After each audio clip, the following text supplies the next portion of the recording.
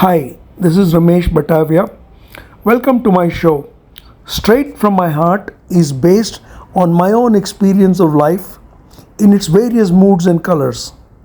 Do click on the like and subscribe buttons. Help us keep in touch with you. Straight from my heart is powered by the Inner Circle, which is a self help organization, and its members have sponsored each one of the episodes. Right, folks, let's start. Hello there, and welcome to yet another episode of my show, Straight from My Heart. Today, I would like to speak about something that we are not comfortable with, getting into the discomfort zone. Joining me here today is a person who has reveled in doing exactly that.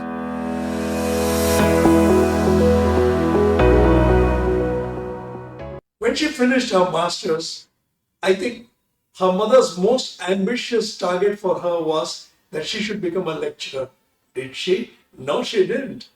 She got into Diners Club here at Bangalore to sell credit cards, wasn't challenging enough. So she got into the HR industry. She was a very successful entrepreneur for a decade and a half. She, things got a little routine. She left that to get into a full-time job as a mother.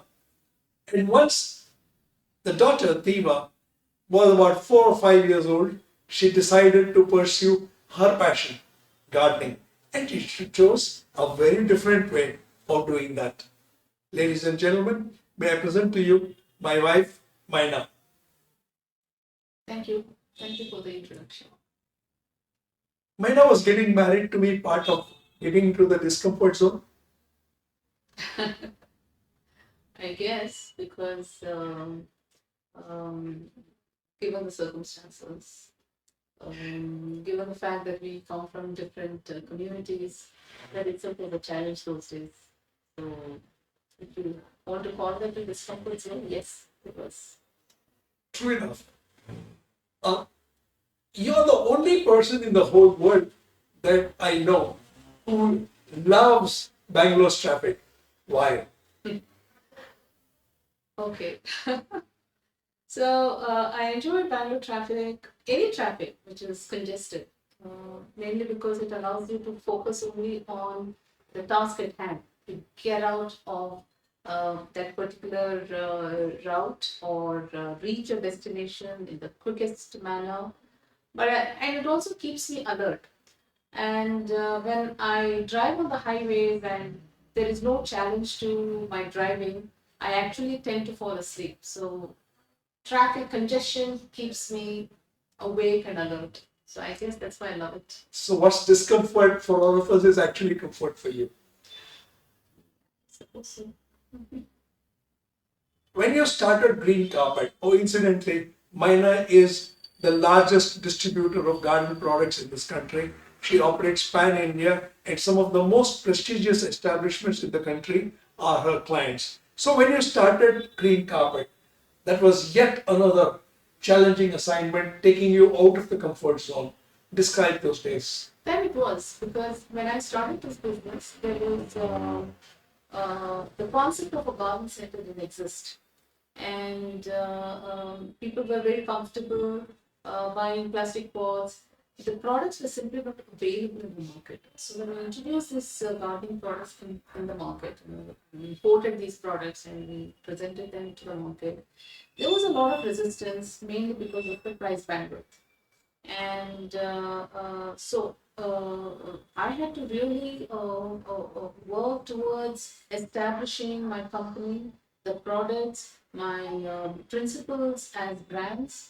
And I recollect there was this one year where I did about 11 shows all over the country, lugging all the products to these events and showcasing them.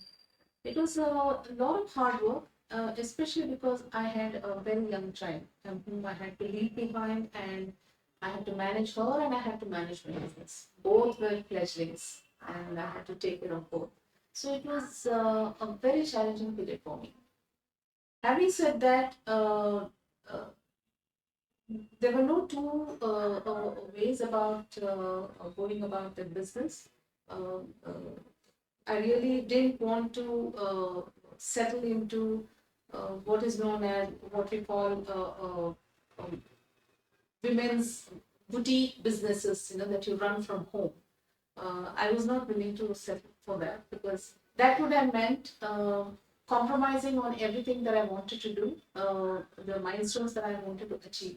And if I wanted to achieve those milestones, the only way that I could do it was to step outside the house, outside my comfort zone, and move into a territory which was absolutely unknown and virgin at that point of time. In a male dominated business world, you're one of the few women who dared to make it big. Must have had its own challenges, isn't it?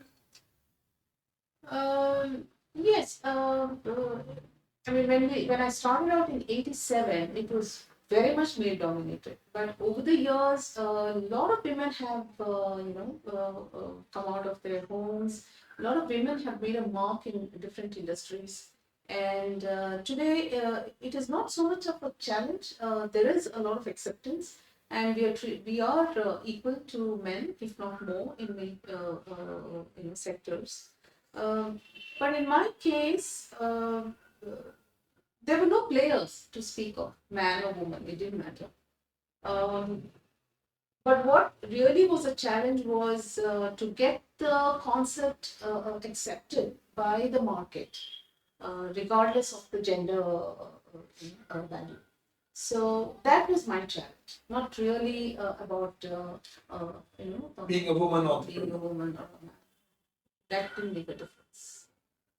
uh, you have been an avid trekker, uh, and this must have been another challenge, wasn't it?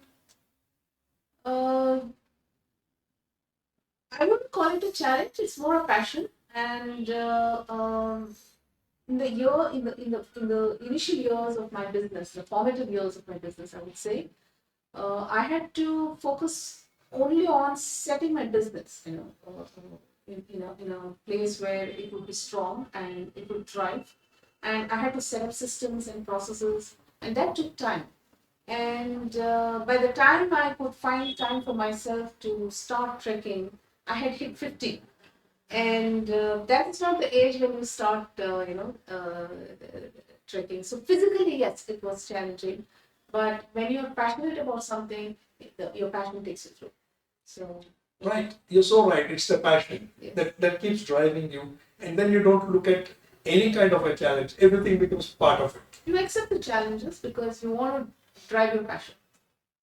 Uh, when most people would start looking at a retired life, you have once again got into the discomfort area. Mm-hmm. You've just started a new organization, Mm-hmm. Adelphi, whose brand name is Sasi. Tell us a little more about it. Um, Adelphi Ventures is a holding company. Sati is a brand which is entering the domain of gifting.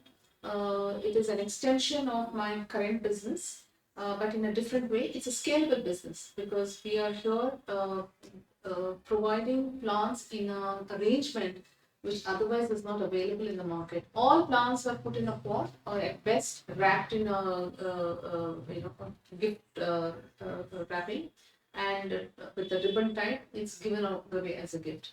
But what we intend doing is providing an arrangement which even the brownest thumb, as opposite to a green thumb, can keep it on the table and have the luxury of an indoor garden without the chore of having to maintain.